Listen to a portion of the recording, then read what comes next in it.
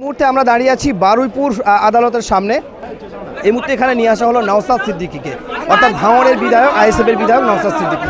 21শে জানুয়ারি তার প্রতিষ্ঠাতা দিবস ছিল ধর্মতলায় ঘোষিত প্রোগ্রাম। সেই প্রোগ্রাম থেকে তাকে প্রথমেই ভাঙড়ে যে তাণ্ডব চলে, তৃণমূলের কর্মী সমর্থকরা তার দলের কর্মীদের মারধর করে, এমনকি সেখানে পৌঁছে যায় নওশাদ সিদ্দিকী। সেখানে তার গাড়িও ভাঙচুর করা হয়।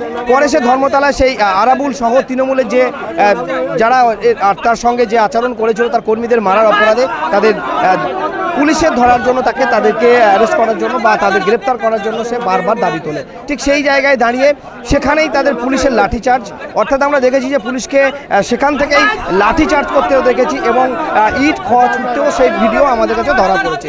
সেই সঙ্গে তাকে নিয়ে আসা হয় এবং তাকে তুলে নিয়ে গিয়ে হয় লালবাজারে তাকে রাখা হয় 10 দিন, তাকে পিসিতে রাখা হয়। পুনরায় 10 দিন পরে আবার ব্যাংচাল করে তোলা হলে তাকে পাঠানো হয় জেলে, অর্থাৎ সেখান থেকে পুনরায় আবার কেএলসি অর্থাৎ লেদার কমপ্লেক্স থানাতে তাকে পুনরায় 6 দিনের জন্য বারুইপুর কোর্টে তোলা হয়েছিল।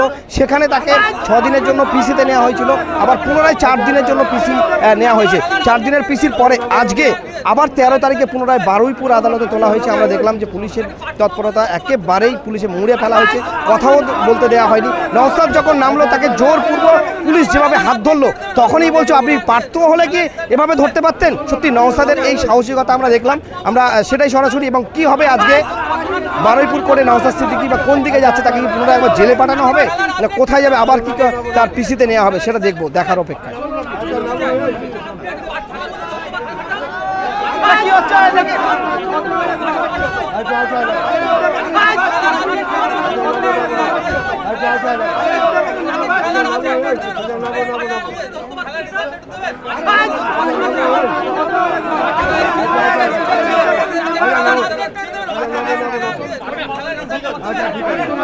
বলবেন